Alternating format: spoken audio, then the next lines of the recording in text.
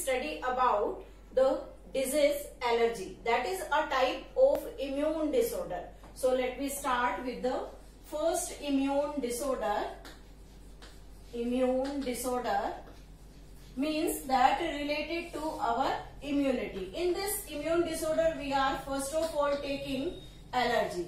As we all know about allergy, सभी ने सुना है कि एलर्जी क्या है, means hypersensitivity to something. कोई भी स्पेसिफिक एंटीजन या किसी स्पेसिफिक कॉमन एंटीजन से अगर कोई पर्सन हाइपर सेंसिटिविटी शो करता है, that is named as the allergy.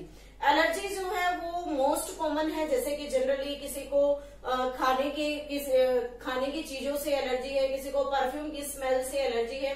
Some have the allergy from smelling the flower. Flower को जब हम स्मेल करते हैं तो उसमें जो पोलन्स होते हैं they will cause irritation in our nose और you can say the mucus membrane in the respiratory tract.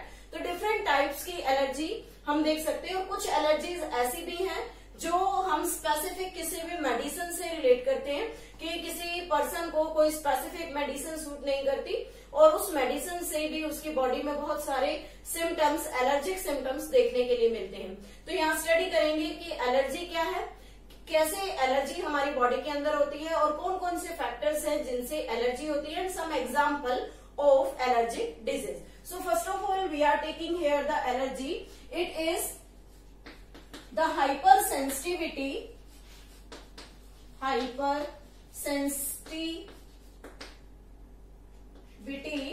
to common antigen or we can say the allergen that is named as the allergy. Here the allergens are the substance which cause allergy.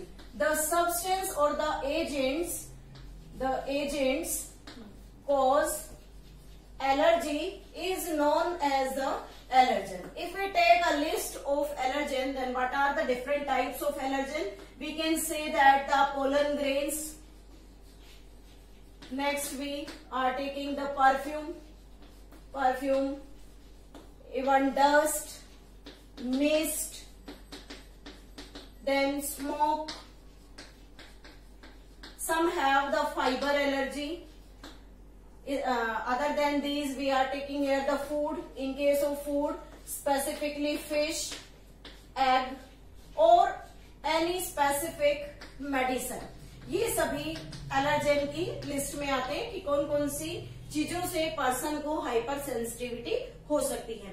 अब बात आती है कि ऐसे क्या reasons हैं जिनकी वजह से बॉडी जो है वो एलर्जिक रिस्पॉन्स क्रिएट करती है. एक इंपॉर्टेंट चीज IgE, that was the immunoglobulin antibody है.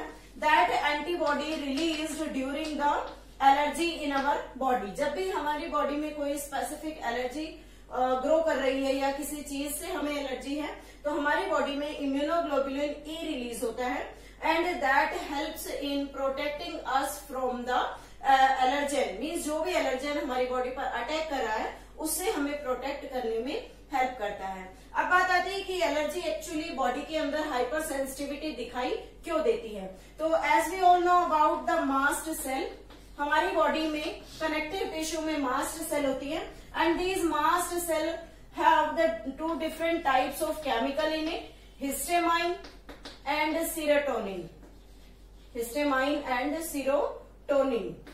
These two types of chemical released when an allergen attack on our body. कि जब हमारी बॉडी पर कोई भी एलर्जन हाइपर सेंसिटिविटी क्रिएट करता है, then these mast cell secrete these two chemical, histamine and serotonin.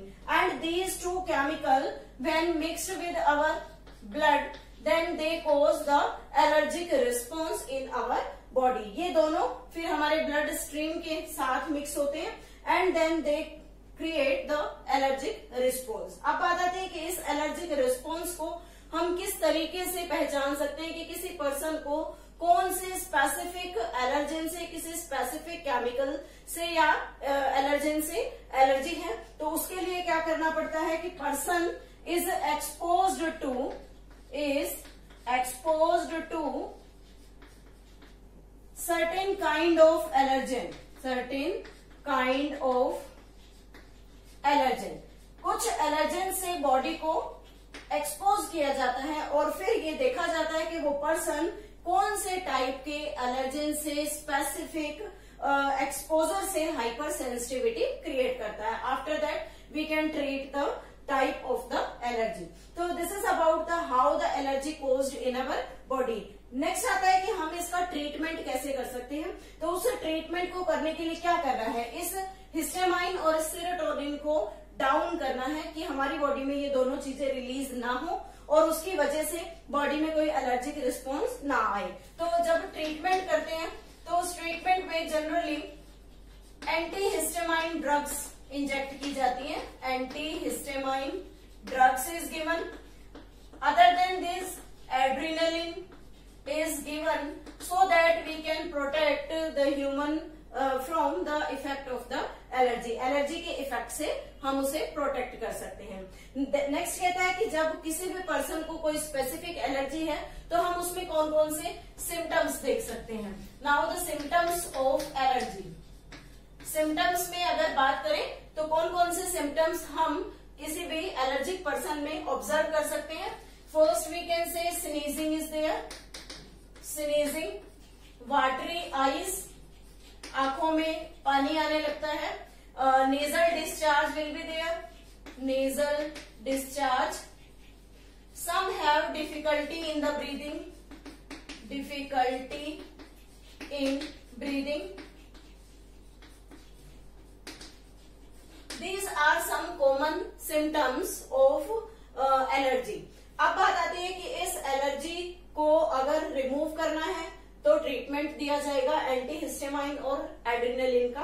But some ऐसे disease, कुछ ऐसी डिजीज हैं एलर्जी की जो जनरली बॉडी के अंदर बहुत ज्यादा डेंजरस सिम्टम्स शो करती हैं. Now the example of these allergic disease: bronchial asthma.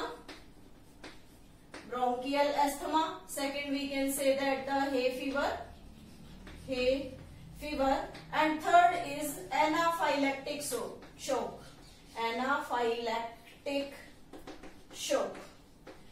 These are certain kind of general allergy which we can see in thousands of human beings. Bronchial asthma. Asthma का नाम सभी ने सुना होगा.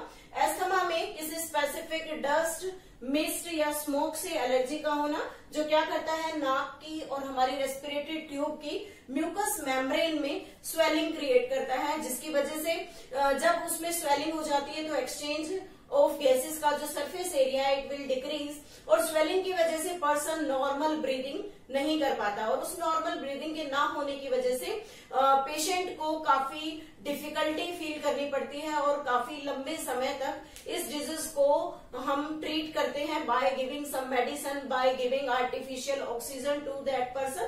तो इस टाइप की जो डिजीज है that is also a kind of allergic disease. Hay fever एक ऐसा एलर्जी जिसमें जनरली पर्सन्स को पोलन से एलर्जी होती है. मीन्स येलो शावर, जैसे कि नाम भी सुना होगा आपने. येलो शावर मीन्स जब किसी हिली एरियाज पर जनरली प्लांट्स में फ्लावर मैच्योर होते हैं तो काफी अनलिमिटेड क्वांटिटी के अंदर पोलन ग्रेन्स, येलो कलर के पोलन ग्रेन्स बरसात की तरह बरसते हैं. तो that is known as the yellow shower.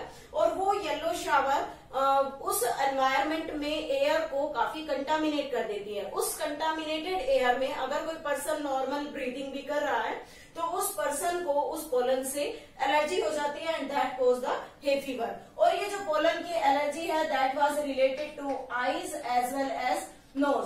दोनों की जो म्यूकस मेम्ब्रेन है उसमें इरिटेशन क्रिएट होने लगता है. दैट इज अ नॉर्मल और we can say this means the type of allergy which is related to certain kind of the medicine. और जब हम मेडिसिन की बात करते हैं तो मेडिसिन में सबसे कॉमन जिससे मोस्टली पेशेंट को एलर्जी होती है that is the penicillin. Penicillin एक एंटीबायोटिक है और इस एंटीबायोटिक से बहुत सारे जो ह्यूमंस हैं वो हाइपर सेंसिटिव होते हैं. तो जब ये पेनिसिलिन बॉडी के अंदर एलर्जी कोज करेगी तो किस तरीके से इसके इफेक्ट्स देखने के लिए मिलेंगे. First of all when the penicillin injecting into the body, injecting in body. Body में जब पेनिसिलिन को इंजेक्ट किया गया तो ये क्या करेगी, it works on mast cell and these mast cell release histamine. Mast cell जो है वो हिस्टेमाइन को रिलीज करेगी। This histamine cause vasodilation, histamine vasodilation create करती है, dilation, and due to this vasodilation the fluid leaked out from blood vessels, from blood, the fluid is leaked out from the blood vessel in the extracellular fluid. And how is it possible? Because when the vasodilation takes place, then the permeability of the blood vessel will increase. Permeability जो है blood vessel की वो increase हो जाएगी and which results into the fluid leaked out from the blood vessel, due to which the blood pressure become decreases. Blood pressure decrease होगा and due to the decrease of the blood pressure the person will lead to the death. This is about the anaphylactic shock and different types of, we can say, the examples of the allergy. This is all about the allergy, what type of antibodies released here, what is the reason behind the allergy, as well as the symptom, the treatment and different types of examples.